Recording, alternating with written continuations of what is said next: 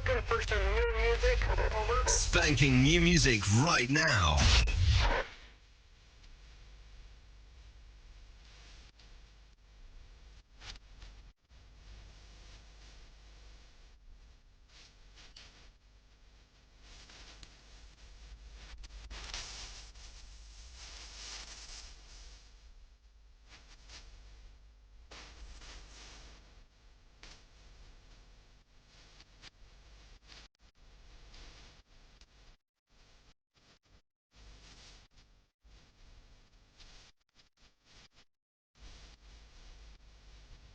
Okay, so that's the song.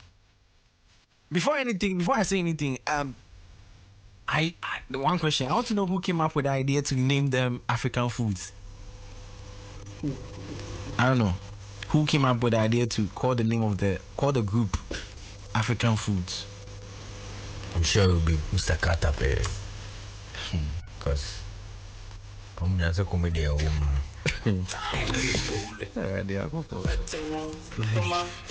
But it's a good song. It's a good song. The production, it's a very good song. I give props to the production. It's so on point. Not Bonza Kaze KC, right? Yeah, that's what I saw. And then also I think the person who started it did so well. It was a very nice opening. That was Kata. Yeah, that was Kata. He did so well. The rest, I'll leave it for the public to judge.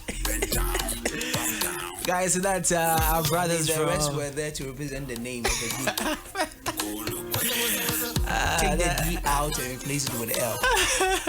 Our friends Not and L as EL. our folks from Angel FM, African Foods. It's called Bend Down. Mr. Bones and Mula here. Mr. Bones, you are recording. Janadum, yes. My brother. Nice one. Mr. Mula, everything nice. Oh, brother.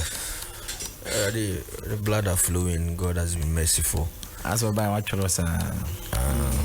We have a lot to say. I just hope that time will permit me to say all that I have to say. A lot. Let's hope so. Let's hope so. Greetings to everyone listening to us. We are live on Facebook as well. Yes. So the ones on Facebook can watch us now at Y1025 on Facebook. Make sure you like, comment, and share when you see us on Facebook. All right. So straight into our conversation. Before anything else, like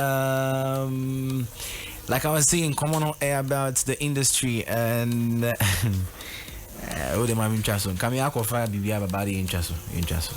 I've been prompted to stop. Let's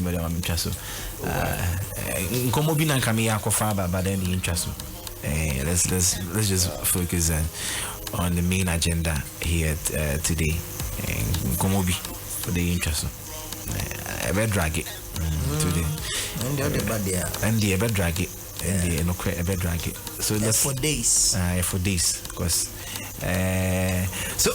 We're talking about the NPP dropped their manifesto for 2024. Now, for creatives like myself and my honorable guest in the studio, would always be looking out for what is in there for we the creatives, the tourism industry, the creative arts industry. And obviously that is where our focus or our lenses actually were focused on. Now I went through the documents, but I couldn't go to everything else. But then I was fixated on what part, like I said, na a family home. Now got to the part about creatives. This is what they have in there for us, and I'll try and read out. There will be a rollout of a visa-free policy for all nations of African and Caribbean countries visiting Ghana. Established in partnership with the private sector, a streaming and digital management platform for Ghanaian and content developers in the creative arts. Establish a travel protocol service, that is TPS, for the creatives community, listen carefully, to enable artists, performers, and other creatives honor international performances and shows. And that is what is in there for creatives. Now, before I call in my brothers to give us their take, or actually comments on this particular policy they are putting in place, or promise they are making in the manifesto for 2024. I want to go back to 2020. Bones meet my Eza. Same as 2020. Yeah. One or two things. First, a few promises that were made in 2020. And I went through some of them. And I wouldn't want to go through all of that. Let me try and get to some part of it quickly. I know you're going to it's itemized. I think it's 1.17. 1.17. Yes, I want to remember. Tourism, chieftaincy, culture. Yes. And let me briefly go around that part before we do this. So we begin the conversation here. So still, like the ones I'm talking about on Facebook, you can still come in, share the feed. Na obia ot biansono, and that's obia oshi biansono enya on commenting. All right, so it's here. Let me try and get to it. All right, so Maminkai 286. I'll see. Construct. Why are you laughing? Construct modern large seating theaters in every regional capital except Accra, beginning with Accra, Tamale, and Kumasi. Now, on the other side, they talk about the ones they've done. So, on the other side, Kufuridia completed, while Kumasi is ongoing. That is as of 2020. yeah.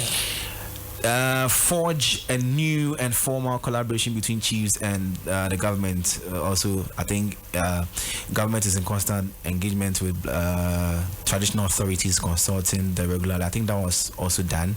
Involve chiefs, queen mothers, and traditional authorities in the afforestation and greening of Ghana, and also I think it was done.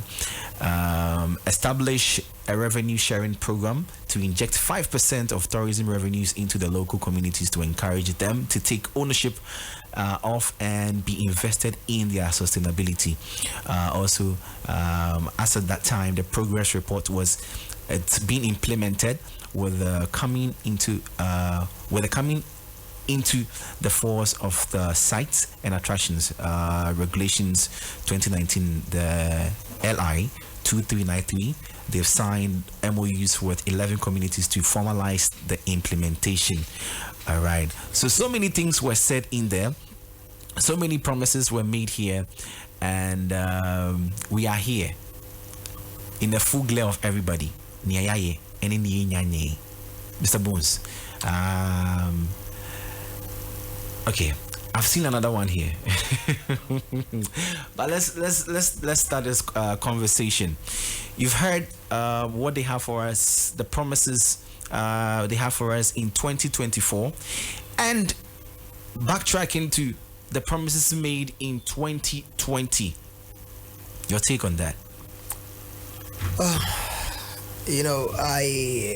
First of all, let me say that I haven't gotten the full text to the 2024 manifesto, but okay. I have no, I have it. Okay. But I have not gotten, because I have not read entirely everything out. But for 2020 has been a book that has been with me for some time. And just as you mentioned, I'm for the chain into a soul. And if you are to look critically at what was promised in 2016, what was promised in 2020, and what is being promised in 2024, then you can juxtapose and see where we are going as people if the creative economy or the orange economy is being taken serious with government in and government out at the end of the day. Now, we cannot actually measure NDC with respect to manifestos now, because 2016 they promised, of which we have their manifesto, that they didn't lead to actually get them fulfilled because they are not in power. NPP promised in 2016 and promised in 2020 and also 2024. Now, let's look at things critically. There are key things that were mentioned when Dr. Mahmoud Bawumia was at UPSA, not for the manifesto launch, but that was the time that he was being adored as the presidential candidate for the NPP. There are so many things that he mentioned, and I know most of them have been incorporated into the manifesto as well. Now, there were certain things that were highlights at the UPSA, of which most of us would love to go back to it in a way and see probably the highlights to those kind of things, because it's very important for the conversation that we are having right now. And now, looking at those things, there were certain areas that Bawumia mentioned of tax reliefs and other things for creatives, and there's going to be an abolishment of some taxes and other things. I mean, those things were not highlighted in here. It means that at that time it could be just a mere thing, because now at that time the stakes were high. But okay, if you look through the 2020 manifesto critically, just as you mentioned, point 1.17, which actually talks about tourism, chieftaincy, culture, and creative arts. There are major things that were captured in there that is ongoing. So we are assuming, without admitting, that something that started in 2016, by now we should be either it has been commissioned or is near completion. What were we promised from 2016 till now by the current government? Major highlights: cultural village,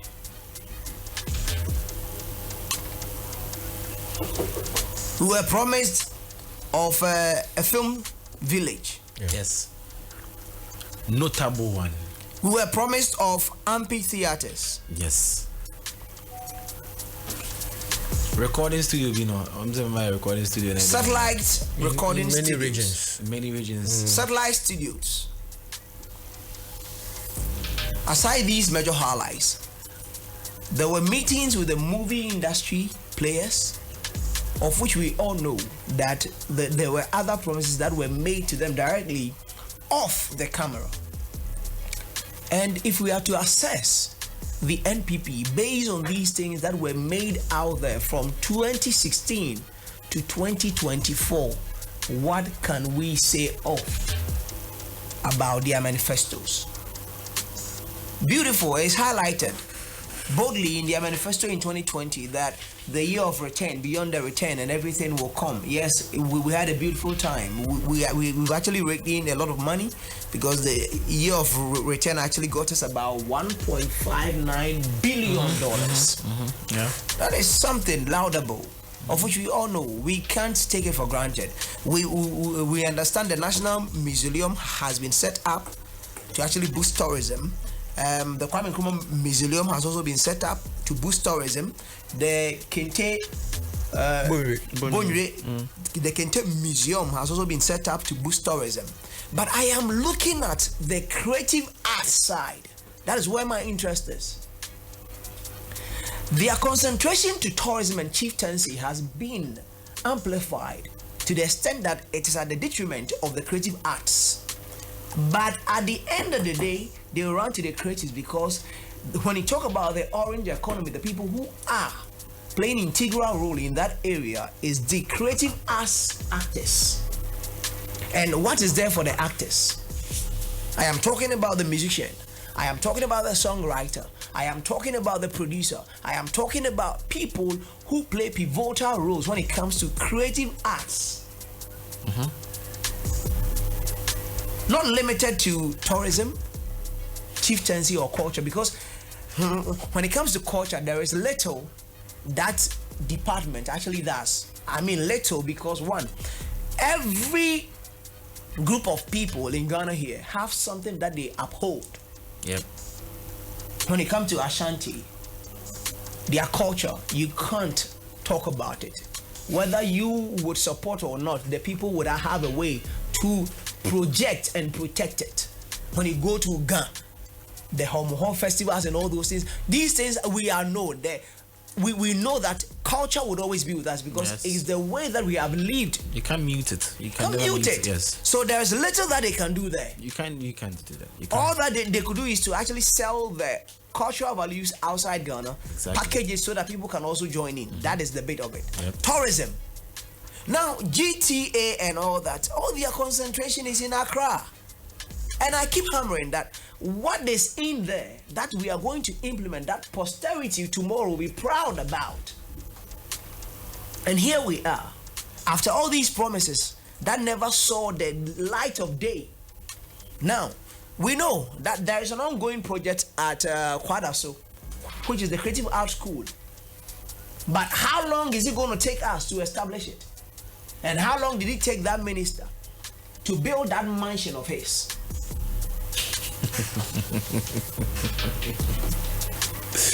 Oh man, what's the state of that project? It's ongoing.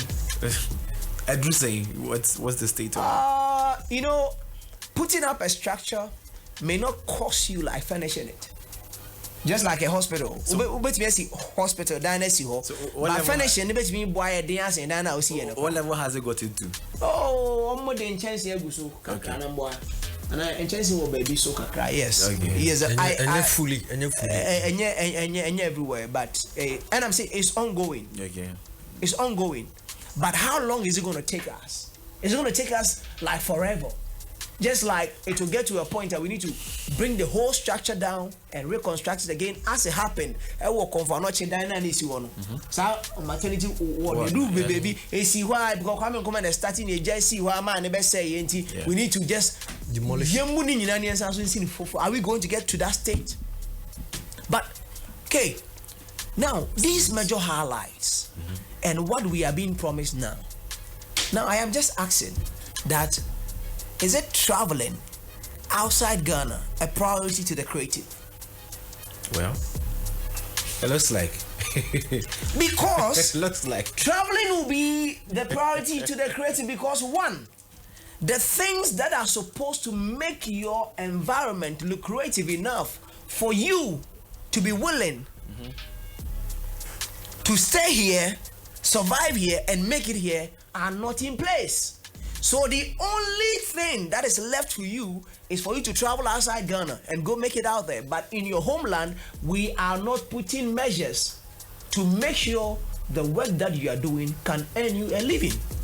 You see, they've been. Do you think that this promise can be made to the MPs? No. Because they don't actually cherish going outside Ghana because they are making it here. So if structures are in place and if things are working, do we even need to think about say artists be a to coin? Stabos. They see, like Mula, listen. So what from where I sit, this is how I gather whatever has happened. See, in recent times, they've been getting these meetings with the stakeholders. So they've been meeting them. They have meetings with them. They bring forth their problems, some of the things that hinder, their creative. So when we are getting our people to go and play shows, blah blah blah, they are bringing their worries. Okay, I understand all these things, so but I am just saying. Exactly. I'm just saying. Right? Okay. Let's say then there will be bre. It's because you've not been able to build your capacity well. Exactly. Brony who couldn't grow my own here, or here the surety that you're not going to be a burden in his homeland. That's all. So if Mula is an artist, like Sarkodie right now, that Sarkodie need to prove beyond reasonable that he'll come back to Ghana. Huh? Why is King Paluta traveling everywhere? It's not just because he has a hit song, but he has the surety that he wouldn't leave outside Ghana. Yeah, he'll come and back. he has proven it. Yeah. But how much is your worth as an artist? That's the embassy should trust you with their visa. How much is your worth? The structures that are supposed to secure your future for you, that you can actually walk with your shoulders high to that embassy for that visa, you are being denied of those things. But now we are going to make it easier for you to travel outside and forget about what will sustain you for the rest of your life. Is traveling the solution to the problems that we have in this land as creatives? It goes beyond that. Haven't we complained about royalties to the extent that Visa K, they're having 2 major songs in a year? Mansa and Brother was paid about 500 Ghana cedis for as royalties. Now, so here will cut 500 Ghana cedis in the whole year for a work that you have done that has been used. Or Chiaka 500 for the whole year. Obeda build capacity. Akwa embassy also about here visa. So why can't we have structures in place? Structures that would actually make you the creative. Build you the creative. Structures that will enable you to triumph in the space that we find ourselves, than just to be thinking about, say, oh, we need to put, yes, it's good. Because at the end of the day, if you're a musician or if you are somebody in the creative space, if you are an actor, whatever, by the virtue of you being somebody blessing the screens of Ghana, I don't think any Nollywood, any Hollywood actor, it's so difficult for a Hollywood actor to get visa to Ghana. Yeah. Why? Nada. Because we know their structures. Nada. When this comedian came to Ghana, how we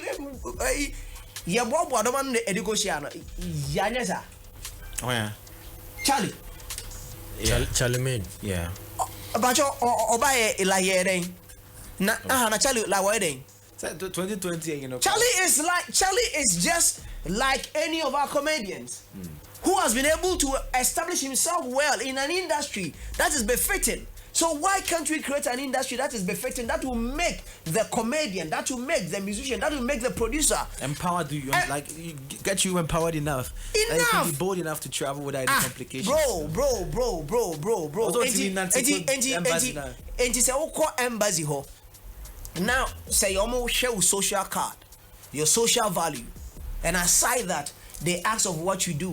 Now to be pulling the right documents, any other idea. Do you need the government's intervention in there? No, you don't need that. The government would always intervene because it's not been able to put a structure out there that makes your work better for you. So I have no qualms by government coming in to actually help with travel issues when it comes to the creative sector. It's laudable, but that is not necessity now. Okay. Just as somebody mentioned, I mean, my promise. And two projects, if we have a film village right now, if you have a culture village, if you have the amphitheaters, is it not going to be a booster to the economy? Maybe more than that. And those things that were captured in the 2020 manifesto by the NPP, 1.17286. Please, can we give a vivid account of what has really happened for the past 4 years? 4 years. Pacho, those in Takra, they completed, right? Kumasi, near completion. Are we near completion? Ongoing. No. and at a point, it was captured in the state of the. They actually presented something at Parliament. It was is it state of the economy or something?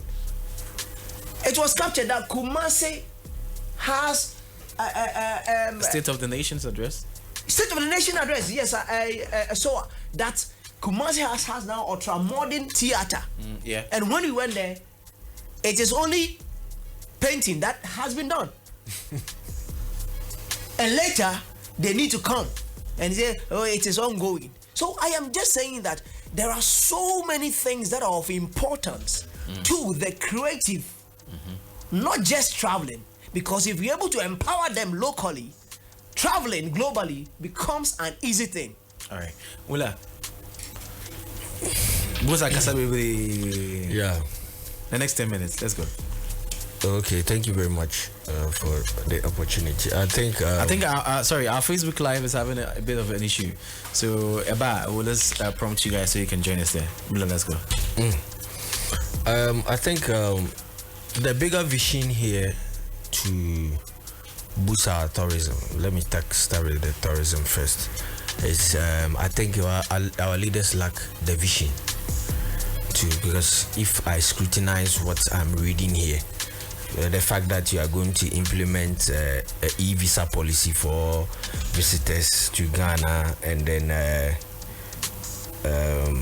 use tax intensive, including to private sector investment in sports and tourism and all that. I see all these things as initiatives that should have been implemented by a tourism minister.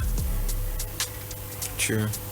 Let's take for example, I am the president. I employ or I appoint Mr. Bones as the tourism minister. Yeah.